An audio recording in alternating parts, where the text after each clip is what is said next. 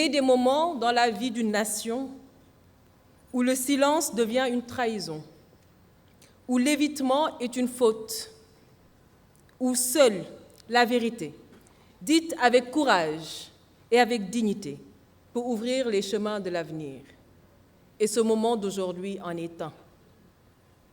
Si nous sommes réunis ici, ce n'est ni pour meubler l'agenda républicain, ni pour prêter à une mise en scène institutionnelle. Nous sommes venus répondre par conviction et nous sommes venus répondre par devoir. Parce que l'écoute, la concertation et le respect de la vérité sont au cœur de notre ADN politique. Mais aussi parce que nous devons collectivement respecter l'intelligence des Sénégalais qui n'en peuvent plus des combines politiques, des promesses sans lendemain et des stratégies de diversion.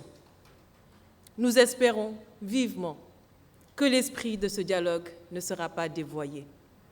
Monsieur le Président de la République, les Sénégalais, dans leur diversité, se sont mis ensemble pour vous élire avec un score sans ambiguïté.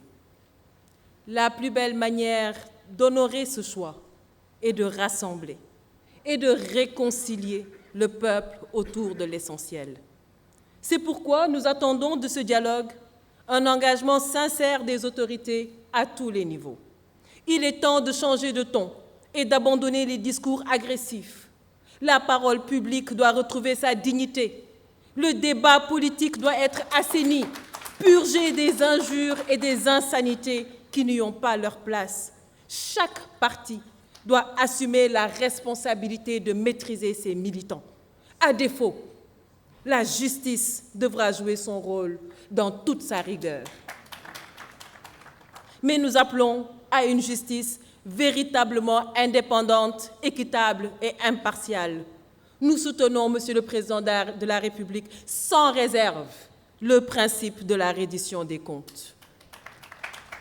Mais ce principe doit rester un exercice de justice, non un instrument de violence, de vengeance ou un levier de communication politique.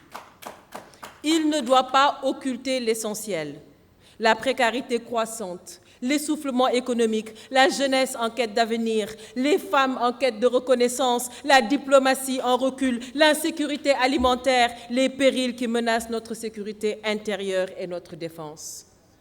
Monsieur le Président de la République, nul ne s'attendait à des miracles au bilan de votre première année de mandat, je vous l'accorde.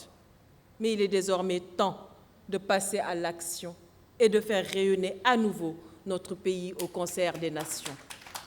Cela fait 4 longues années que notre pays est prisonnier de tensions politiques qui ont fini de fragiliser les bases de notre économie et détourner l'attention des Sénégalais des vraies priorités. Il faut refermer cette parenthèse douloureuse et lancer des réformes structurelles dans les secteurs vitaux, éducation, santé, équité sociale, agriculture, élevage et j'en passe, industrie. Je vous propose d'organiser des États généraux pour la relance économique afin de réinventer notre modèle. Je saisis cette tribune pour porter un plaidoyer fort en faveur du secteur privé, formel comme informel. Il est temps de le replacer au cœur des priorités économiques. C'est votre meilleur allié, Monsieur le Président.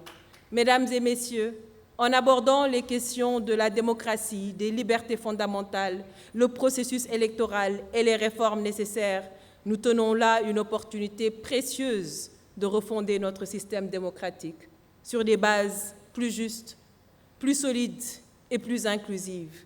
Mais cette refondation sera incomplète si elle ne s'accompagne pas d'un véritable renforcement de la place des femmes dans l'espace politique.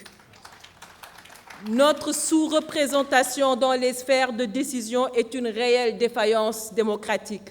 Une démocratie sans les femmes est une démocratie amputée, Monsieur le Président de la République. Je salue la présence responsable de la société civile et de l'opposition. Opposition qui, comme vous pouvez le constater, n'a rien de résiduel. Elle est vivante, elle est consciente, elle est exigeante. Mais cette responsabilité, mes chers collègues de l'opposition, nous oblige. car le peuple ne pardonnera plus les marchandages obscurs, les postures opportunistes ou les logiques d'appareil. Il y a un temps pour la politique et un temps pour la construction nationale. En fait, le temps de la rupture est arrivé. Et c'est pourquoi nous devons réaffirmer notre engagement exclusif au service du citoyen. J'appelle à un renouveau politique et générationnel fondé sur la compétence, l'éthique et le courage d'agir. Cela ne nous empêchera jamais de garder notre liberté de ton ni d'assumer notre rôle de sentinelle vigilante.